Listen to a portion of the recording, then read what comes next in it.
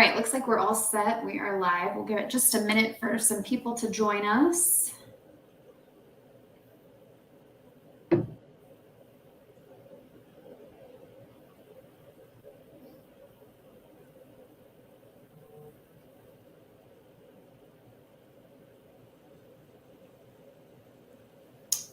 Okay, we are good. We've got some people joining, so we'll go ahead and get started this morning. We've got Dave Carpenter on with us. Good to see you, Dave. Thanks for joining us today. Nice message for Jody. Oh, here we go. All right, well, we will go ahead and get started this morning. Good morning, everybody, and welcome to another City Updates live broadcast.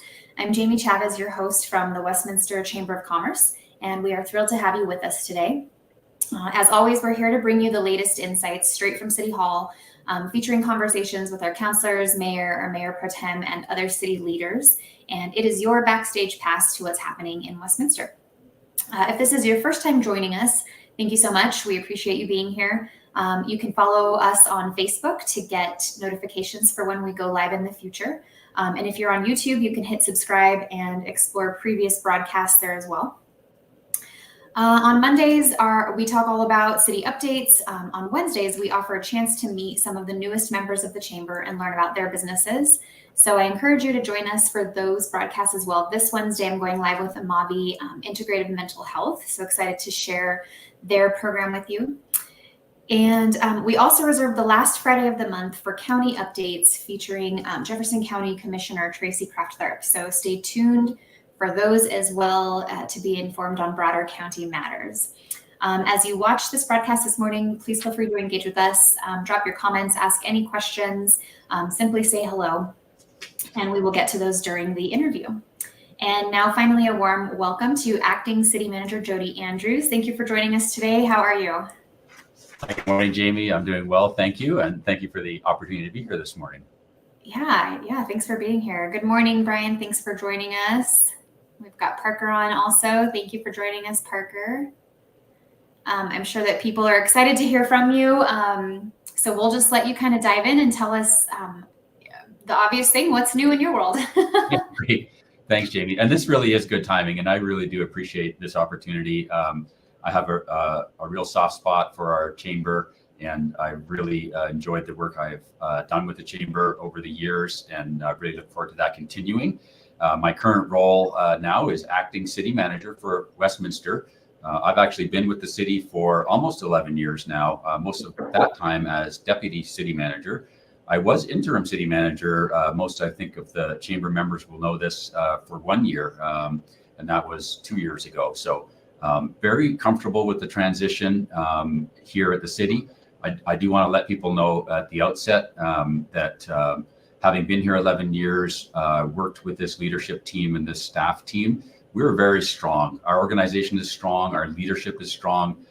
We really value our connection and relationships with our business community and our residential community. And we're really in a good place to move forward through this transition. So that's the main message.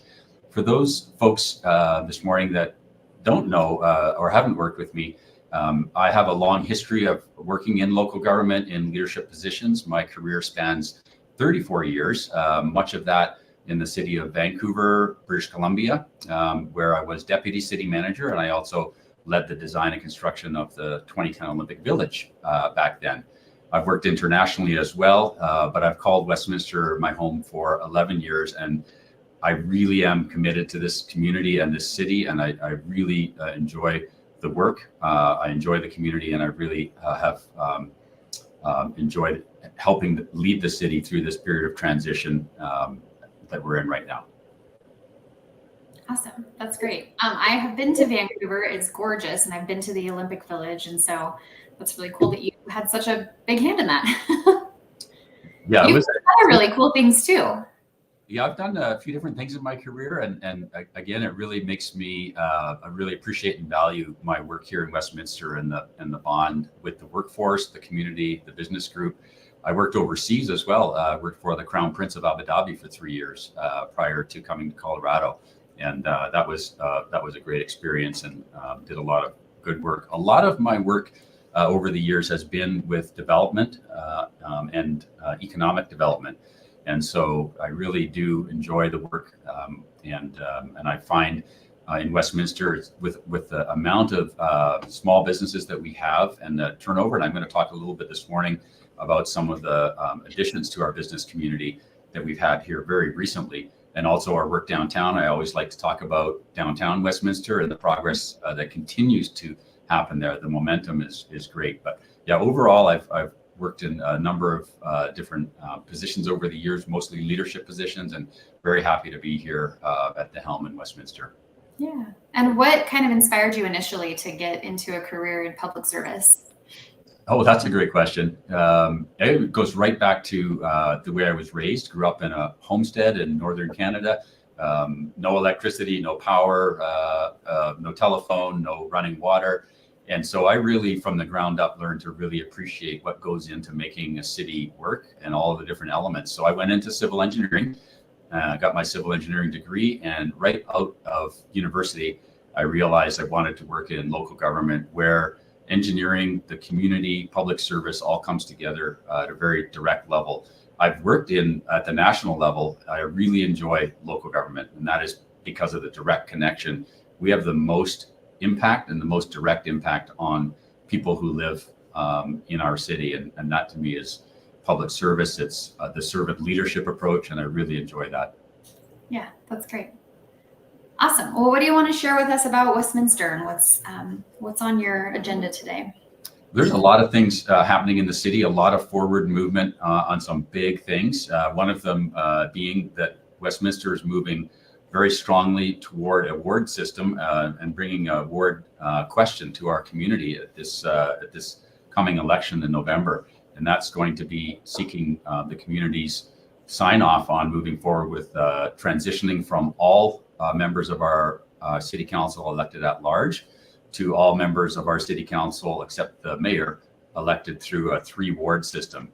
And that was a great process that involved community representatives in designing that proposal.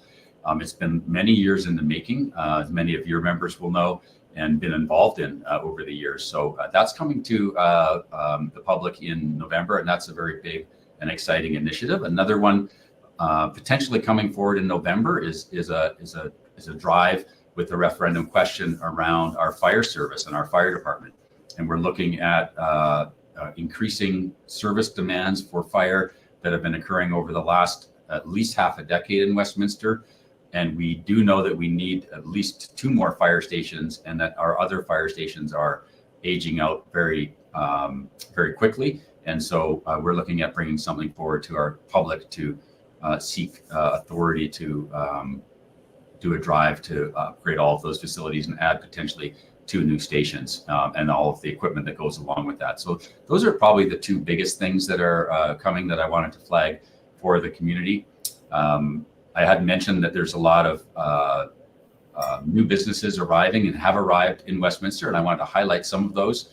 I think really quickly before you move on, I'm sorry, Parker had a question about the wards. Nope, totally fine. To run for a certain ward, do you have to live in that ward? He has heard different responses for this.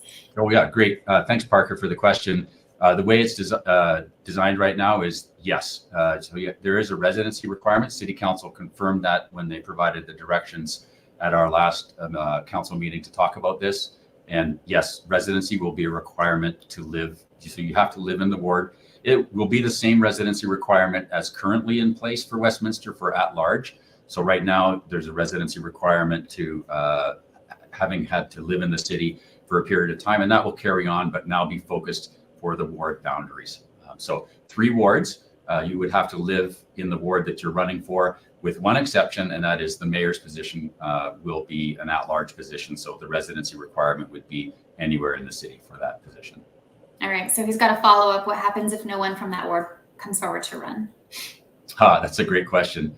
I don't know the answer to that, Parker. I think we have an amazing ward consultant, Pam Anderson, who has a tremendous amount of experience. So she'll be helping to guide us through some of these more refined questions. And Jamie, I can get back with the answer to that question, and you can post that on this recording after we're done this morning. I'll make sure I get that answer to you. That's a great question, Parker. That'd be great. Yeah, thank you, Parker. Brian Head's joining us.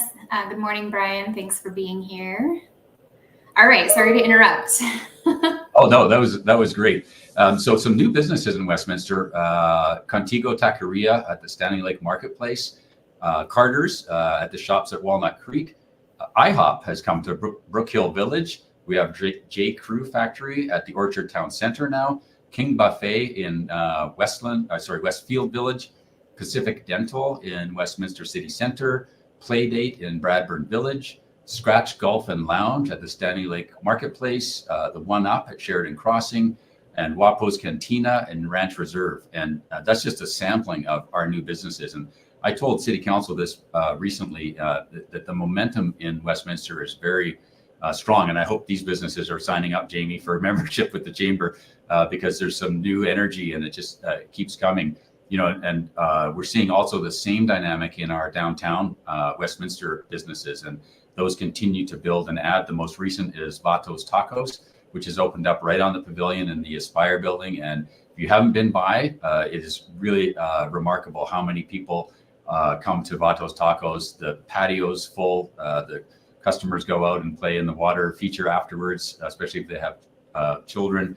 Ali Tea has also opened in downtown Westminster, and that's very near to our Korean barbecue business, Bonchon. So you've got to get to downtown if you haven't, and check out the new businesses that are actively arriving and opening up. A couple other big things downtown: our new downtown park, the big center park, right in the center or central location of downtown. We start construction on that very shortly. In addition, so people aren't confused, we're also building a temporary dog park downtown, and that will be coming in just south of the bowling alley. And that construction starts in the next couple of weeks on the temporary dog park. Along with that will be a concessionaires agreement that we're going to go out to market for, to provide beverages right on site with the dog park. So unique business model coming to Westminster. Walk your doggy and maybe sit and have some refreshments while your dog's enjoying the space in the dog park. So those are two big amenity improvements coming downtown to really complement the addition of the businesses that we're seeing there. Yeah, and I know that the city, the Chamber does this. We have our ambassadors go out to all new businesses in Westminster and just say hello and deliver them a welcome package. But I know the city does that too. I think it's called the walkabouts. Is that right? Yeah. Yes. The business walks, and those are coming up, and we get great involvement from our mayor and city council members as well. And it is a tremendous opportunity for our elected officials and our staff to connect with our businesses. And so we can provide more information on that. Also, the momentum on the walks is building, and we're getting ready to go out and do a new round of those this year. So very popular, we find that program. Sorry, I think you cut out for that last part, so I didn't get the last sentence that you said. Yeah, both of us froze there just for a second. So we'll get more information out on that, and Jamie, I can provide a link perhaps to your members as well, so that they can sign up if they would like. Awesome. Yeah, that sounds great. Thank you. Okay. A couple other, if I have a moment, a couple other things for the city that are pretty big, and those are on the sustainability front. And for those of us in the community that have worked with the city for a number of years will know that our sustainability program really focuses on businesses and residents and how to access grant programs to save money in effect. And those are often through power and water use reductions for their businesses. And there's a lot of grant programs. And if you have businesses that haven't accessed our resources in that area, please reach out to us and we'll connect you to a number of exciting grant programs. We also do big stuff, on the sustainability front. And one of them is that we just very recently secured a $1 million grant from the Colorado Department of Local Affairs for our planned Westminster Resource Resilience Center. So this is an education and training facility that we're going to co-locate with our new drinking water facility on Westminster Boulevard. And the idea is twofold. One is to really reach into our own community, mostly in the education sector, schools, post-secondary, and provide a lot of opportunities for those programs to come on site and see how drinking water is processed, but also a broader environmental reach. It will be solar, probably a net zero energy building if we can pull it off, and those kinds of things. With a demonstration garden, it has a great connection to the butterfly pavilion and the pollinator corridor along Westminster Boulevard. The second part of it, though, is, and I'm not sure a lot of people know this, but in the trades area, water treatment facility operators and professionals, there's a shortage out there right now. And so this facility would also provide the opportunity for us to connect with our post-secondary training centers and bring training modules and curriculum right into a physical location that's right beside a drinking water facility, a state-of-the-art one. And so those two things are happening at the same time. That's the vision for the project. And we already have $1 million in grant funding, and we're rolling into pre-design and design for that facility now. Yeah, that's amazing. Well, I know a lot of people are sort of shifting focus on away from kind of sending young adults to the 4-year program and straight into the trades where they can, start working right away. And it's great that there's opportunity for them to get that education. So that's great. Yeah, and we have a fantastic initiative, Random Reimagined in Westminster, and we're really hopeful that we can work very closely with Random Reimagined on some potential here with our new facility. And it's exactly that, streamlining, focusing education and getting people right into very, very good careers in these areas. Yeah. I did a tour at Random last week or the week before with some of my board members, and it's just such an impressive, you really can't get a good idea of what they're actually doing until you go in there and check it out. Mm-hmm. It's very impressive in there. So it's pretty cool stuff. If anyone hasn't done that tour or accessed that, I strongly encourage it. It's really remarkable. This scale, scope, and expertise being brought right to bear in Westminster is really quite something. It's impressive. The technology is just outstanding. Mm-hmm. So, yeah. Hey, if I could mention one more thing, Jamie, and that's around business appreciation. This is the time. Nominations are now open for the City of Westminster's Community Spirit Award, which is given to businesses that have demonstrated community engagement through volunteerism or other philanthropy to make Westminster a stronger community. So just visit the city's website to access the nomination form, and I would strongly encourage it. We have such high competition for this award. Westminster's businesses really are at the front of the pack with volunteerism and philanthropy, and I strongly recommend you to get a nomination in if you're so inclined. The awards themselves will be presented at the annual Westminster Business Appreciation Awards event, which is late October 23rd this year. Awesome. That's great. I'll put that up here as well. We do have a question coming from Dave. What do you see as the biggest challenges and opportunities facing the city during this transition period? That's a great question, Dave. Thank you for that question. I took the opportunity right at the beginning to talk about the strength of the city's leadership team and our staff. Really, I think the challenge will be workload and meeting expectations. I think more than ever, this transition period is going to be noted for not missing a stride. And I think the biggest challenge is to not miss a step here. Westminster has so much positive forward momentum, both as a community, as an organization, that my biggest challenge will be to keep that positive momentum moving forward and to not miss a step. Yeah. How do you plan on engaging with residents and businesses as you're, heading up the city planning right now? Yeah, great question, Jamie. Nice tie-in for Dave's question. The focus, I'm probably really going to have two goals as acting city manager, and one will be communication between the city manager and city council, and that relationship, and making sure that we are really in stride together, pulling Westminster forward on all the things I've described. And with our community, that's really the second goal, is to re-examine how we engage with our community. And I think one of the lessons learned over the last little while on a couple of different big community engagement topics for the city is that maybe for us, one size doesn't fit all, that we really have to be situationally aware with when we go out into a community issue, and who are the people who are affected, who has voices, who needs to be heard, and then how do you move forward with a decision. And I think for our city council, they'll appreciate mostly having stakeholders understand that the voices are very important and will be heard, but that almost a unanimous decision on a hot community topic is really hard to get. So what we ought to strive for and set the expectations for is all voices will be heard and taken into account when the decision is ultimately made. It doesn't mean that everything will go exactly as an individual would have hoped, but the collective input is gathered, understood, it's data backed, and it makes sense. And city council has options in front of it that take that into account so that there is a very good public discourse.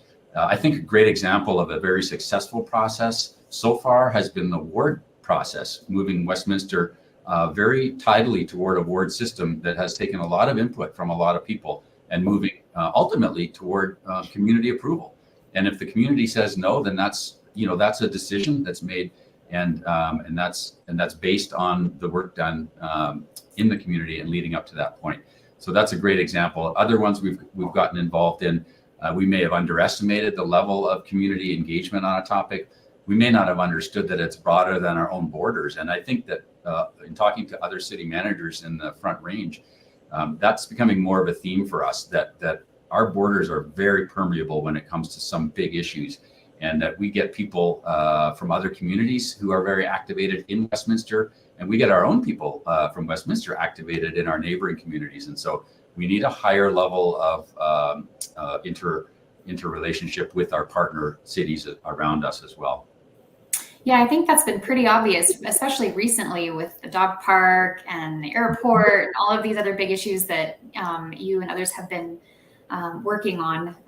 It's been pretty obvious that the boundaries are just don't mean much. People are coming to Westminster for all of these things. So right, and one of the things that the strongest part of local government is that we are the direct connection. And so I think although people may know that something is regulated by a federal agency, or that there were other decisions made by the state or a different federal agency, it's the local government and the city council where they feel like they have the voice. And that's really positive. I think we want to make sure people continue to feel that they can bring their voices to our city council meetings and to our staff and have them heard. And then we take that and we go as far as we can with that. Sometimes we don't have control over issues, but we still have input. So I think it's really important to keep nurturing that sense of connection at the local government level, even on issues that are bigger than us.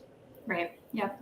Well, a couple of people that joined, Rich, good morning, Rich, and Tracy joined us a while back too. So good morning, Tracy. Thank you both for being here with us.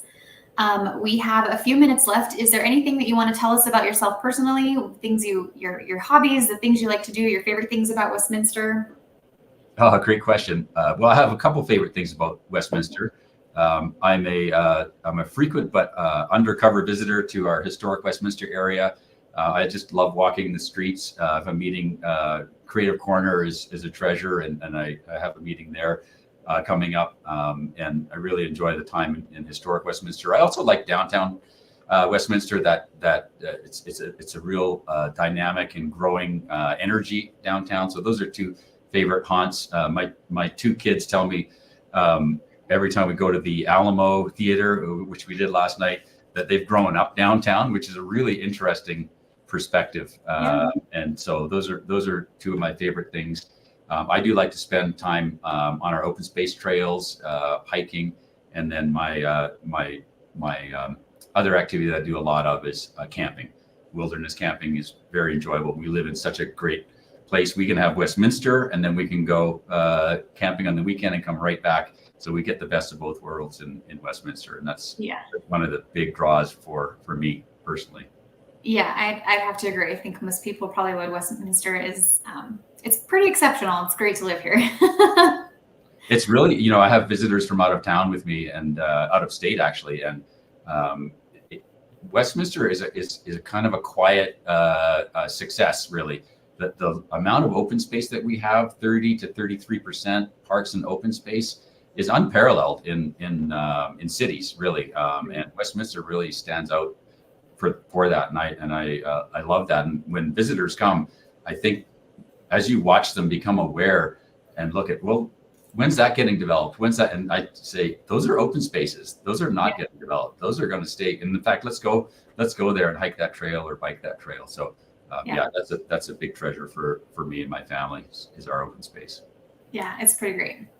And then one final question. I'm curious about what your long-term vision is for Westminster. That's a really good question, Jamie. Thank you. I think it's the same vision that we all have, and that is for a very connected government that's connected to the community, and that our residents and our businesses and our visitors can all say, Westminster, yes, they get it. They listen, and they're going in the right direction. Not to say that they don't have tough issues like a lot of other Front Range cities or any city, but the staff and the council, they really listen to us and they really take our input into account. And if we accomplish that or continue that theme for Westminster, we will be a big success in local government. Because I think it's, if you go around the nation and talk to people who live in different cities and different parts of the world, it's easy to take for granted when it's done well, but it's really obvious when you don't get it right. So our job is to get it right and have people feel like that they truly are part of this community and moving forward together is the key. And not, again, that is not pie in the sky. That's not saying that everybody agrees on every issue, but that's different than feeling like you're part of something and you're part of having a decision made that takes an understanding the different points of view and then having a decision made that takes those points of view into account. Yeah. Thank you for that. Yeah, that's great. Good morning, Councillor Demott. Thank you for joining us. And I do want to just put a plug in for tomorrow's State of the City event where you and Mayor McNally will be addressing the group and talking about the future of Westminster. So we're super excited to have you there for that, and just excited to continue our partnership and working with you. Yeah, thank you, Jamie. As am I, and I was very careful this morning not to steal the thunder from tomorrow's State of the City event, which we have some big news and big updates to provide the mayor and I. So please come to the luncheon tomorrow if you haven't already planned to do so, and we'll be there, the mayor and I, to talk to a broader audience about some of the other big things that are happening in the city that people will be interested in. Yeah, very exciting. Well, thank you again for joining us today, and thank you to all of our viewers, and everybody have a wonderful week. Thank you, Jamie. Thanks, everybody. Bye.